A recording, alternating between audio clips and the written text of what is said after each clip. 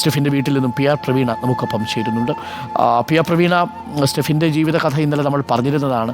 ഇതിലേറെ കരളലിയിക്കുന്ന ജീവിതകഥയാണ് സ്റ്റെഫിൻ്റേത്. സ്റ്റെഫിന് 3 സഹോദരങ്ങളാണ്. ഫിബിനും ഒരുപക്ഷെ നാട്ടിലേക്ക് എത്തും.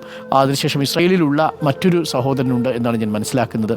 ഇവരൊക്കെ എപ്പോഴാണ് നാട്ടിലെത്തുക? സ്റ്റെഫിൻ്റെ മൃതദേഹം എനിക്ക് തോന്നുന്നത് 2 മണിയോടുകൂടി കൊണ്ടുവരും. വീട്ടിലേക്കാണോ കൊണ്ടുവരിക അതോ ആശുപത്രിയിലേക്കാണോ?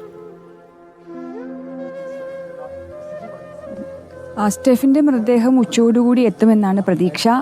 നേരെ വീട്ടിലേക്ക് കൊണ്ടുവരുന്നില്ല. വാടക വീടാണ്, ഇവിടേക്ക് കൊണ്ടുവരുന്നില്ല. പകരം ഇവിടെ അടുത്ത് എംബാം ചെയ്ത ബോഡി ആയതുകൊണ്ട് അത് വയ്ക്കാൻ സൗകര്യമുള്ള മന്ദിരം ആശുപത്രിയുണ്ട്. ആ ആശുപത്രിയിലേക്ക് ബോഡി മാറ്റും. വീട്ടിലേക്ക് ഇന്ന് കൊണ്ടുവരില്ല. പകരം ഇനി ഒരു സഹോദരൻ, കുവൈറ്റിലുള്ള സഹോദരന് നാളേക്കാണ് ടിക്കറ്റ് കിട്ടിയിരിക്കുന്നത്.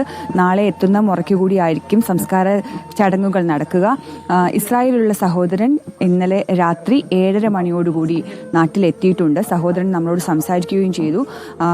രണ്ടാമത്തെ സഹോദരനും എത്തിയ ശേഷമായിരിക്കും, തിങ്കളാഴ്ചയോടെ ആയിരിക്കും സംസ്കാര ചടങ്ങുകൾ എന്നാണ് പറഞ്ഞത്.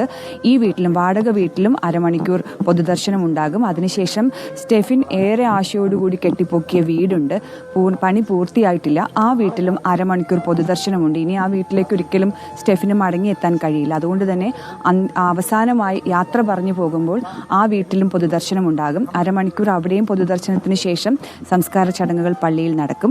ഇതാണ് ഇപ്പോൾ തീരുമാനിച്ചിരിക്കുന്നത്. കോട്ടയത്ത് തന്നെ മറ്റ് 2 മരണങ്ങൾ കൂടിയുണ്ട്.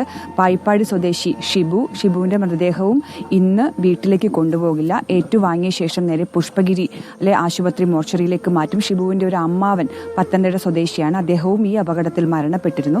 അപ്പോൾ ആ ചടങ്ങുകളൊക്കെ കഴിഞ്ഞ ശേഷമായിരിക്കും ഷിബുവിൻ്റെ മൃതദേഹം സംസ്കരിക്കുക. മറ്റൊന്ന് ശ്രീഹരിയാണ്, ഇത്തിത്താനം സ്വദേശി ശ്രീഹരിയുടെ മൃതദേഹം ഇന്ന് നേരെ വീട്ടിലേക്ക് കൊണ്ടുവരും. പക്ഷേ സംസ്കാരം ഇന്നുണ്ടാകില്ല.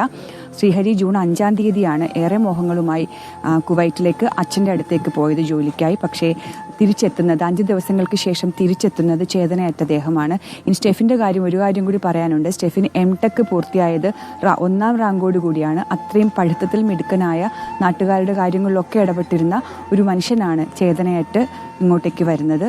ഇനി തിങ്കളാഴ്ചയായിരിക്കും ബാക്കി സംസ്കാര ചടങ്ങുകൾ.